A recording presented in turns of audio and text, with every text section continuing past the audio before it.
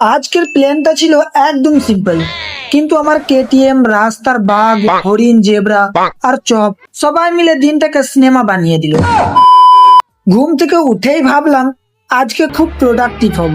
প্রথমে উঠেই চা খেলাম, তারপর বিছানা গুছিয়ে ফেললাম, এরপর বই নিয়ে পড়তে বসলাম। 5 মিনিট পড়তেই মনে হলো আজ এত পড়াশোনা যথেষ্ট। বাইরে যাওয়ার জন্য রেডি হয়ে কেটিএম এর কাছে গেলাম। গিয়ে দেখি আরে পেট্রোল নেই, তাই আগে পেট্রোল ভরলাম। তোর কোন কোন জায়গায় বেতা গো বান্ধবী ললিতা, তোর কোন কোন জায়গায় বেতা গো বান্ধবী ললিতা, নীরব হয়ে কাদির বইয়া জুলাইয়া মাতা গো বান্ধবী ললিতা। এখন বলো পেট্রোল ছাড়া কেটিএম কিভাবে চলবে? পেট্রোল ভরে রওনা দিলাম দোকানের দিকে।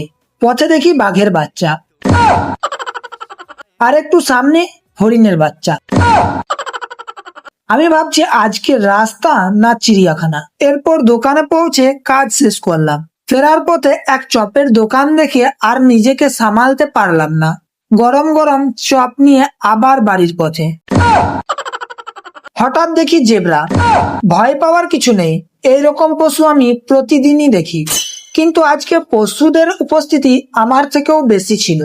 বাড়ি ফিরে মুখ ধুয়ে ফ্রেশ হলাম, তারপর সকালের খাবার খেয়ে আবার টিউশনের জন্য প্রস্তুতি নেওয়া।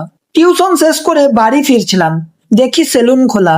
ভাবলাম চুলও অনেক বড় হয়েছে, তাই ঢুকে একদম নতুন লুক নিয়ে বের হলাম। বাড়ি ফিরে ফ্রেশ হয়ে নামাজ পড়তে গেলাম। নামাজ শেষে দুপুরের খাবার খেলাম। সবশেষে ভাবলাম আজকে এত অ্যাডভেঞ্চার হয়েছে, এবার একটু ঘুম না দিলে শরীরই ধর্মঘট করবে। আজকের ব্লগ যদি ভালো লেগে থাকে তাহলে একটা লাইক দিও, কমেন্ট করে জানাও সবচেয়ে মজার সিন কোনটা ছিল। আবার দেখা হবে আর একটা ফানি ব্লগে। আল্লাহ হাফিজ।